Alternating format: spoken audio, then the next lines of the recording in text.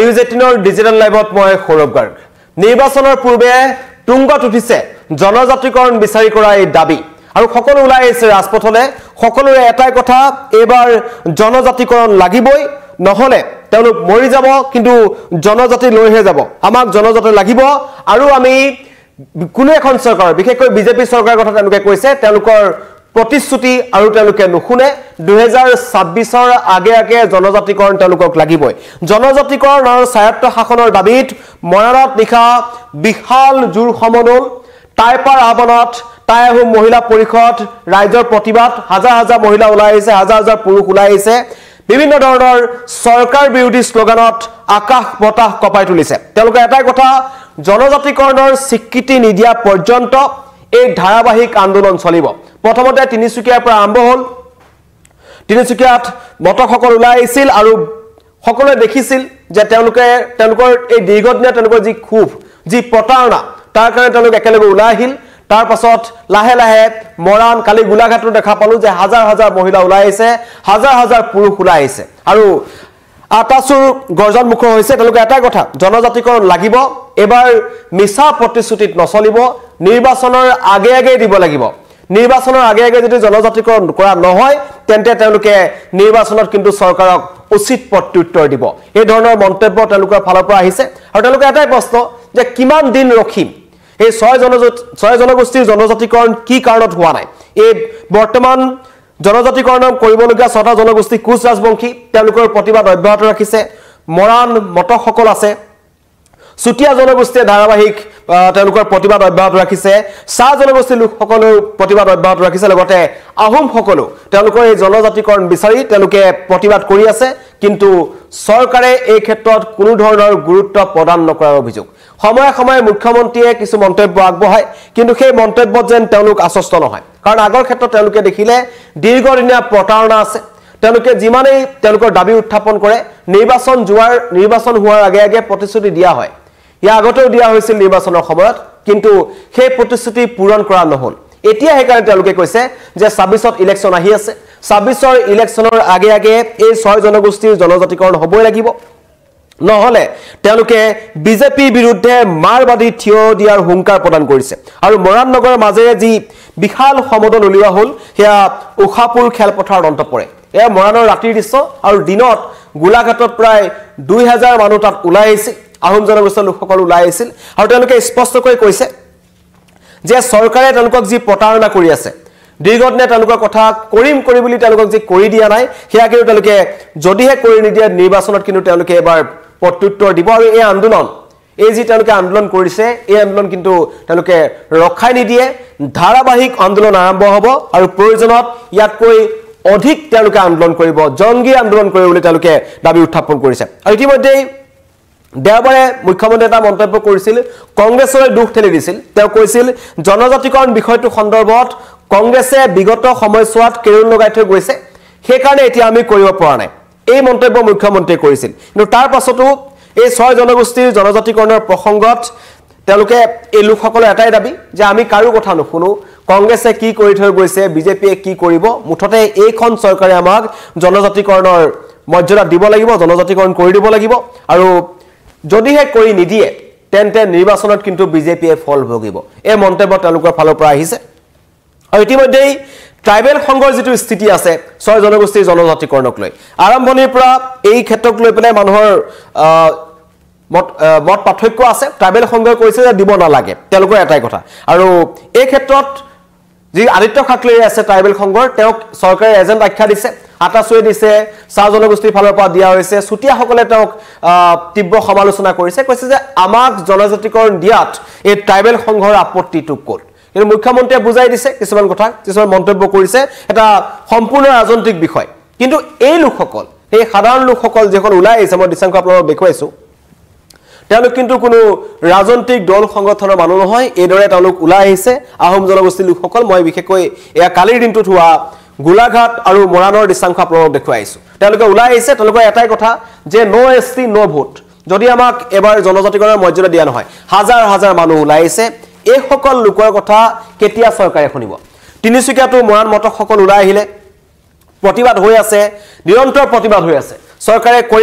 কৰি দিম বুলি কথা দিন পাৰ কৰি গৈ আছে আহোমসকল ওলাই আহিছে চুতীয়াসকল ওলাই আহিছে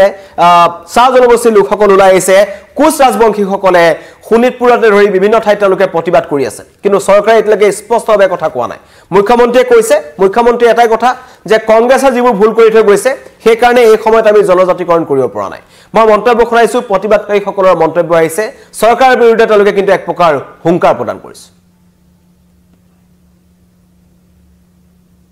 এই গোলাঘাট নগৰৰ পৰা এটা স্পষ্ট বাৰ্তা দিব বিচাৰিছো ২৬ আমাক জনজাতিকৰণ লাগে অসম আৰু অসমীয়া ৰক্ষা কৰিম বুলি এখন চৰকাৰে কৈছিল গতিকে দিয়া পৰিস্থিতি একেলগে পূৰণ কৰিব লাগে যদি জনজাতিকৰণৰ মাধ্যমেৰে অসম আৰু অসমীয়াক যদি ৰক্ষা নকৰে তেতিয়া পৰিৱেশ বেলেগ হ'ব পৰিস্থিতি বেলেগ হ'ব আহোমৰ বিভিন্ন দল সংগঠনৰ যৌথ সহযোগত আজি আমি এটা বিশাল জনসংখ্যাৰ নামে এটা কাৰ্যসূচী হাতত লৈছোঁ ইয়াৰ পৰা আমি চৰকাৰ অসম চৰকাৰ আৰু কেন্দ্ৰীয় চৰকাৰক আমি ইয়াৰ পৰা আমি দাবী উত্থাপন কৰিছোঁ আমাৰ ২৬ৰ আগত যদি আমাৰ জনজাতিকৰণৰ মৰ্যাদা প্ৰদান নকৰে ইয়াতকৈ আৰু জংগী আন্দোলন হ'ব এয়া মাত্ৰ আৰম্ভণি এয়া ট্ৰেইলাৰ হৈছে ইয়াৰ পিছত আমি মেইন চিনেমা ৰিলিজ কৰিবলৈ বাকী আছে আমাৰ মুখ্য উদ্দেশ্য এটাই যে অসমত বসবাস কৰা চাওতাল জনগোষ্ঠীক আজিলৈকে জনজাতিকৰণ মৰ্যাদা প্ৰদান কৰা নাই আমাৰ স্পষ্ট কথা অসম চৰকাৰে যিসমূহ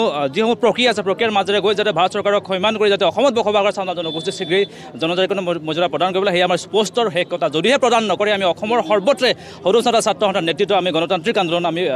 আৰম্ভ কৰিছোঁৱেই আৰু যদিহে নিদিয়ে আমি জংগী আন্দোলন কৰিবলৈ আমি বাধ্য হ'ম আহোম যুৱ পৰিষদ অসম মান কেন্দ্ৰীয় সমিতি আহ্বানত আৰু মান মহকুমা সমিতিৰ উদ্যোগত আজি আমি তাই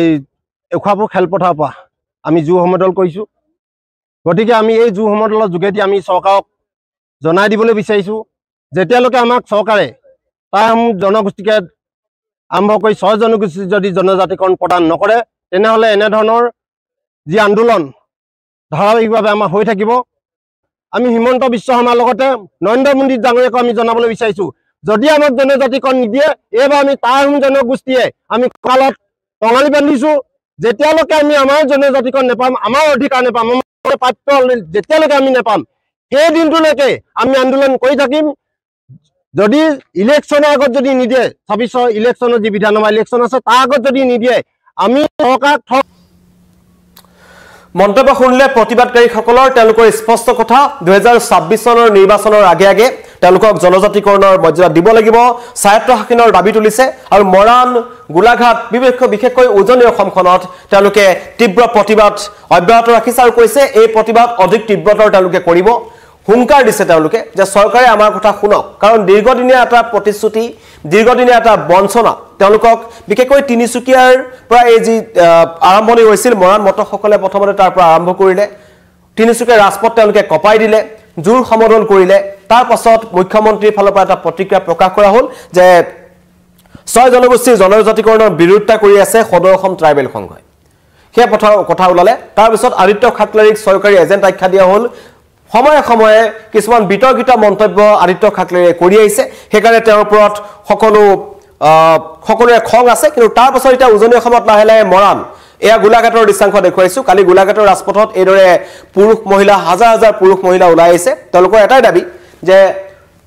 নো এছটি নো ভোট মৰিলে মৰি যাম জনজাতি লৈ যাম আমাক জনজাতিকৰণ লাগিবই বিজেপি মুৰ্দাবাদ কেৱল এইবোৰ প্ৰতিবাদী কাৰ্যসূচী তেওঁলোকে গ্ৰহণ কৰিছে আৰু মই ইতিমধ্যে মন্তব্য আপোনালোকক শুনাইছো তেওঁলোকৰ এটা কথা যে আৰু যদি তেওঁলোকৰ ওপৰত বঞ্চনা কৰা হয় তেওঁলোকক যদি জনজাতিকৰণ এবাৰো দিয়া নহয় তেন্তে কিন্তু এবাৰ যি আহিবলগীয়া নিৰ্বাচন আছে উজনি অসমখনত এই দল সংগঠনসমূহে কিন্তু কিছু প্ৰভাৱ পেলাব এই প্ৰতিবাদসমূহৰ প্ৰভাৱ পৰিব কাৰণ ইমানখিনি মানুহ আছে বিশেষকৈ উজনি অসমত এই আহোম জনগোষ্ঠী আহোম মৰাণ মটক কোচ ৰাজবংশী চাহ জনগোষ্ঠী এওঁলোকৰ ওপৰত কিন্তু যথেষ্ট নিৰ্ভৰশীল তেওঁলোকৰ ভোটাৰসকলৰ ওপৰত বিজেপি চৰকাৰখন যথেষ্ট নিৰ্ভৰশীল তেওঁলোকক এতিয়া কেনেকৈ আশ্বস্ত কৰিব পাৰে আৰু তেওঁলোকৰ এটা দাবী যি যেনেকুৱা প্ৰক্ৰিয়া আছে যি প্ৰক্ৰিয়াৰ মাজেৰে যাব লাগে অসম চৰকাৰ যাওক কেন্দ্ৰীয় চৰকাৰক সন্মান কৰক আৰু আমাক এই ৬টা জনগোষ্ঠীক জনজাতিকৰণৰ মৰ্যাদা প্ৰদান কৰক কিন্তু তেওঁলোক কিমান দিন ৰখিব তেওঁলোকৰ এটা দাবী আৰু আমি কিমান দিন ৰখিম কাৰণ দীৰ্ঘদিনৰ পৰা তেওঁলোকক এই এটা টুপ দি থকা হৈছে যে আপোনালোকক এই নিৰ্বাচনৰ আগে আগে কৰি দিয়া হ'ব বা এইটো নিৰ্বাচনৰ আগে আগে কৰি দিয়া হ'ব কিন্তু তেওঁলোকে এবাৰ ডেডলাইন দিছে যে ২০২৬ৰ নিৰ্বাচনৰ আগে আগে যদি কৰা নহয় তেন্তে আমাৰ ভোট বিজেপি চৰকাৰে নাপাব আৰু এই প্ৰতিবাদ অধিক ভয়ংকৰ হ'ব এতিয়া মৰাণত কালি যি দৃশ্যাংশ দেখুৱাইছো জোৰ সমদল কৰা হৈছিল নিশাৰ ভাগত মৰাণত হাজাৰ হাজাৰ মানুহ ওলাই আহিছে টাইপাৰ আবনত ওলাই আহিছিল টাইহোম মহিলা পৰিষদ তেওঁলোক আহিছে স্থানীয় ৰাইজে তেওঁলোকক সহযোগ কৰিছে আৰু মৰাণ নগৰৰ মাজেৰে যেটো সমদল উলিওৱা হ'ল হেতু উখাপুৰ খেলপথাৰ অন্তপুৰী আৰু দিনৰ এই যে দৃশ্য দেখুৱাই আছো এবোৰ হৈছে গোলাঘাটৰ দৃশ্য গোলাঘাটতো সেই আটাচুৰ নেতৃত্বত হাতে হাতে হেংদাং লৈ সকলো ওলাই আহিছে আৰু তেওঁলোকে গণতান্ত্ৰিক প্ৰতিবাদ কৰি আছে আৰু এই গণতান্ত্ৰিক প্ৰতিবাদৰ সকলোৰে হাতত যিবোৰ প্লেকাৰ্ড আছে সকলোতে লিখা আছে নো এছটি নো ভোট ভোট বৰ্জনৰ হুংকাৰ তেওঁলোকে দিছে তেওঁলোকে কৈছে যে বিজেপিক সমৰ্থন কৰিছিল তেওঁলোকে বিজেপিৰ কথা তেওঁলোকে মানিছিল কিন্তু সেই বিজেপিয়ে তেওঁলোকৰ যি দাবী আছে সেই দাবী পূৰণ নকৰিলে সেই দাবী লাহে লাহে পিছুৱাই গৈ আছে সময় বাগৰি গৈ আছে আৰু এবাৰ নিৰ্বাচনত যদি আগত যদি নহয় তেন্তে আৰু তেওঁলোকে 5 বছৰ ৰখিব লাগিব সেয়া তেওঁলোকে কৰিবলৈ নিদিয়ে ইতিমধ্যেই তিনিচুকীয়াত মৰাণ মতসকলে সকিয়নি দিছে যে 26ৰ আগে আগে যদি নহয় তেন্তে এবাৰ ভোট দিয়া নহব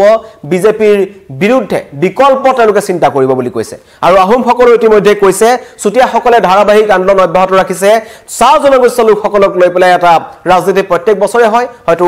এবাৰ হোৱাৰ আশংকা আছে কিন্তু এবাৰ সকলো সজাগ হৈছে কোচ ৰাজবংশী সকলো কালি শোণিতপুৰত তেওঁলোকে যি উজনি অসম সমিতি আছে তেওঁলোকে তাত কালি সংবাদমেল পাতিছিল আৰু তেওঁলোকেও ধাৰাবাহিক আন্দোলনৰ কাৰ্যসূচী গ্ৰহণ কৰিছে ইটোৰ পিছত হিটু আন্দোলনৰ কাৰ্যসূচী গ্ৰহণ কৰিছে আৰু এই প্ৰতিবাদ অধিক তীব্ৰতৰ হৈ গৈ আছে উজনি অসমত আৰু উজনি অসমক লৈ পেলাই সমগ্ৰ বিধানসভা নিৰ্বাচনৰ এটা উজনি অসমৰ যিবোৰ সিট আছে যিবোৰ সমষ্টি আছে সেই সমষ্টিসমূহৰ ওপৰত বিজেপি যথেষ্ট নিৰ্ভৰশীল তেনে ক্ষেত্ৰত বিজেপি এতিয়া এই সকল লোকক কেনেকৈ সন্মান কৰে তেওঁলোকৰ জনজাতিকৰণৰ যেটো দাবী আছে সেই দাবী কেনেকৈ তেওঁলোকক পূৰণ কৰে সেয়া বিজেপিৰ নেতৃত্বৰ ওপৰত থাকিব কিন্তু এটা গণতান্ত্ৰিক আন্দোলন আৰম্ভ হৈছে আৰু তেওঁলোকৰ এটাই দাবী যে জনজাতিকৰণ লাগিবই 2026ৰ নিৰ্বাচনৰ আগে আগে